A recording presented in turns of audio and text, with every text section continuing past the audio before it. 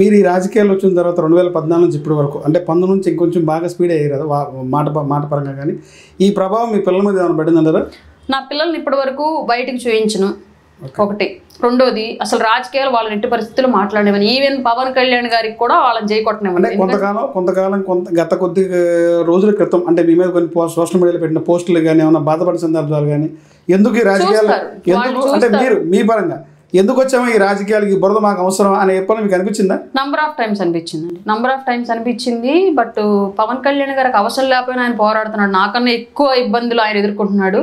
But ఇవాళ వ్యవస్థలో నాకు అవసరం, నాలాంటి వాళ్ళందరికీ అవసరం కాబట్టి నా కోసం నేను పోరాడకపోతే ఎలాగా అని చెప్పేసి ఆలోచిస్తూ పవన్ కళ్యాణ్ గారు వెంటనే నడుద్దామని చెప్పేసి ఆయన చూసే ప్రతిసారి నాకు నేనే మళ్ళీ కంబ్యాక్ అవుతూ వచ్చానండి. మేడం, ఈ ఎన్డీఏ కూటమి అనేది 5 ఏళ్ల పాటు సక్సెస్ నడుస్తుంది అంటారు? కూటమి అనేది పవన్ కళ్యాణ్ గారు అనే వ్యక్తి కూటమిని కాపాడలేని ప్రయత్నం చేస్తున్నన్ని రోజులు 100% కూటమి 27కి కూటమి బద్దలవుతుంది అనేది వైసీపీ జగన్ చెప్తారు. సాక్షాత్ జమిలి ఎన్నికల నాటికి వాళ్ళకి అందులో బద్దలైపోద్ది మళ్ళా మనమే అధికారం వచ్చే చెప్తారు. వాళ్ళకి అంతలా నిజాలు వాస్తవాలు అన్ని అనుకూలంగా జ్యోతిష్యం తెలిసే పని అయితే 11 సీట్లు కింద పడిపోతారని ముందే తెలిసి ఉండేది. కనీసం ఆర్థికంగా మేల్కొని ఉండేవాళ్ళు. అయినా సరే పాపం చివరి వరకు పోరాటం చేసి 151 నుంచి 11 ఎందుకు పడిపోయి ఉండేవాళ్ళు. ఇట్లాంటి జ్యోతిష్యాలని చెప్పే ఇప్పుడు 11కి వచ్చి కూర్చున్నారు. ప్రజల మధ్యలో 5 లేపేసి అటు ఒకటి పెట్టారు. మళ్ళీ జ్యోతిష్యాలు చెప్తా ఉంటే చివరి 1 లేపేసి ఫస్ట్ 1 పెడతారు. మేడం, ఫైనల్గా చెప్పండి, రేపు జనవరి 23 నుంచి జగన్మోహన్ రెడ్డి జనాల్లోకి వస్తానని చెప్తున్నారు. జనాల్లోకి వస్తే ప్రజలు ఎలా ఉంటుందంటారు రిసీవింగ్? జనవరి 23 నుంచి జనాల్లోకి వస్తారంటే మళ్ళీ ఏమైనా రాష్ట్రానికి ఉపద్రవం వచ్చే ఏమైనా శవాలు రాబోతున్నాయండి? అంటే జగన్మోహన్ రెడ్డి బయటకు రావాలంటే శవం ఉండాలి క్లియర్గా. శవం లేకపోతే ఆయన రాడు. ఇప్పటి వరకు మీరు ఒక సందర్భం చెప్పండి, శవం లేకుండా ఆయన బయటకు వచ్చిన సందర్భం పోనీ మీరే చెప్పండి, నాకు తెలియదు అనుకోండి. సపోజ్ ఆల్రెడీ పొలిటికల్గా ఆయన చేసినటువంటి యాత్ర శవాల యాత్రే చేశాడు. శవాన్ని ఎదురుగా చూపించేసి ఓదార్పు యాత్ర పేరుతో చేశాడు. తర్వాత మళ్ళీ బాబాయిని వాళ్లే చంపేసుకొని ఆ శవాన్ని పెట్టేసి ఆ బురద టీడీపీ మీద జల్లేసి గెలుపుకి వచ్చేసారు. ఆ తర్వాత మళ్ళీ కోడికెత్తిన ఆయన గుర్చించుకోపోయి నన్ను చంపేయడానికి ప్రయత్నం చేశారు. అదొక డ్రామా ఆడారు. ఆ తర్వాత ఇప్పుడు మళ్ళీ ప్రతిపక్షంలో అక్కడ విపక్షంలో కూర్చోబెట్టిన తర్వాత ఇవాళ కూడా అక్కడ వినుకొండ దగ్గర ఎవరో 2 వ్యక్తిగత కక్షల ద్వారా చంపుకుంటే ఆ శవాన్ని చూసుకొని ఫస్ట్ టైం బయటకు వచ్చాడు.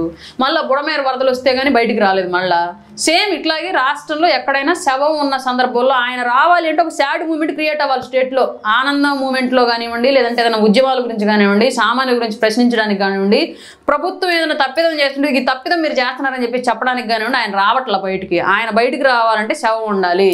అలారం మోగినట్టుగా శవం గొంతు మోగితే తప్పితే ఆయన రాదు. అది సిచ్యువేషన్. మరి జనవరి 5 నుంచి వస్తున్నాడు అంటున్నారంటే రాష్ట్రానికి ఏం ఉపద్రవం 23 నుంచి వస్తున్నాడంటే రాష్ట్రానికి ఏం ఉపద్రవం ముంచుకొస్తుందని వాతావరణ శాఖ వాళ్ళు చెప్పారు. ఆయనకి మనం కూడా తెలుసుకోవాలి. ప్రతి నియోజకవర్గంలో కూడా ప్రతి నియోజకవర్గం పర్యటిస్తూ రాష్ట్రం అంతా పర్యటన చేస్తామని చెప్పి మీరు కావాలంటే ఫస్ట్ 2-3 జిల్లాలకి ఆయన ప్రోగ్రామ్ అనేది ప్రజలు వ్యతిరేకించి ఎన్నిక పంపించకపోతే చూస్తూ ఉన్నాడు. కావాలంటే నేను అన్నాను కాదు, ఏం చేశాడని వస్తాడు, ప్రజలు అడిగి ప్రజలకు ఏం సమాధానం చెప్తాడు. 5 ఏళ్ళుగా ఉద్యోగ క్యాలెండర్ ఇవ్వకపోతే వయసు దాటిపోయి బోర్ని ఏడుస్తున్న వాళ్ళందరూ రేపొద్దున అతనికి ఎదురవుతారు. వాళ్ళు అడిగే క్వశ్చన్కి ఏం సమాధానం చెప్తాడు?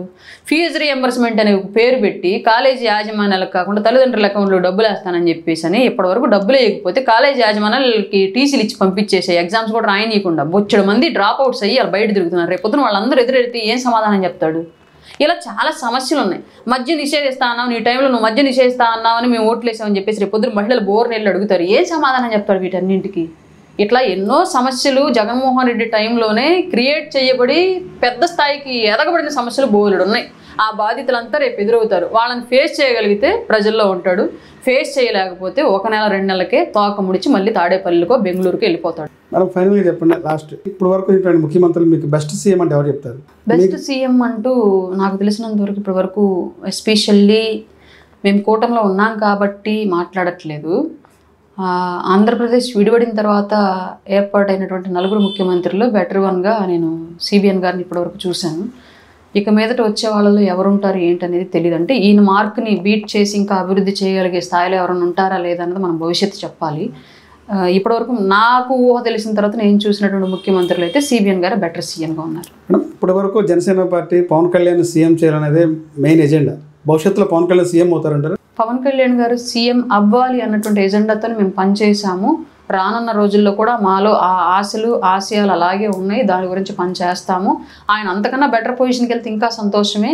ఆ పొజిషన్ కోసం కూడా ప్రయత్నం చేస్తూనే ఉంటాం 100%. మేడం, సింగిల్ లైన్ చెప్పాలంటే సిబిఎన్ అంటే ఏం చెప్తారు?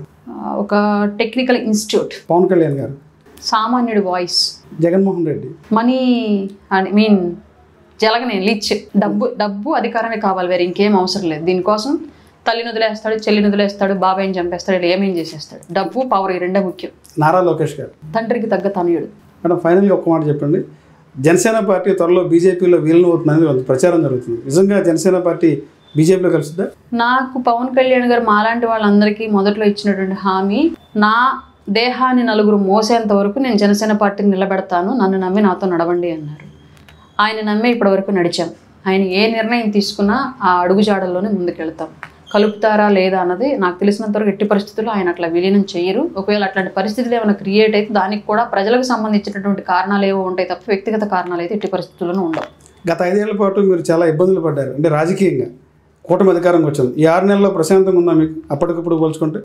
అంటే నేను ఒక్కదానే కదండి, నాలాగా రాజకీయ పార్టీలో ఉన్నటువంటి మహిళలందరూ కూడా ఒక అరాచక శక్తుల వ్యవస్థ నుంచి ప్రశాంతంగానే ఉన్నాం. క్లియర్గా నేనే కాదు, వైసీపీలో ఉన్న వాళ్ళు ప్రశాంతంగానే ఉన్నారు. ఎందుకంటే కూటమిలో ఉన్నటువంటి నాయకులు కూడా క్లియర్ ఇన్స్ట్రక్షన్స్ ఉన్నాయి. ఎట్టి పరిస్థితుల్లో కూడా మీరు పొలిటికల్ బాక్స్ దాటి అవతల వాళ్ళని విమర్శించడానికి వీల్లేదు. మార్ఫింగ్లు, తప్పుడు పోస్టులు, తప్పుడు బూతులు కామెంట్లు ఇట్లాంటివి పెట్టడానికి వీల్లేదు, తప్పుడు కేసులు పెట్టడానికి వీల్లేదు అని క్లియర్ ఇన్స్ట్రక్షన్స్ ఉన్నాయి. సో నేనే కాదు, వైసీపీలో ఉన్న మహిళలు కూడా ప్రశాంతంగానే ఉన్నారు.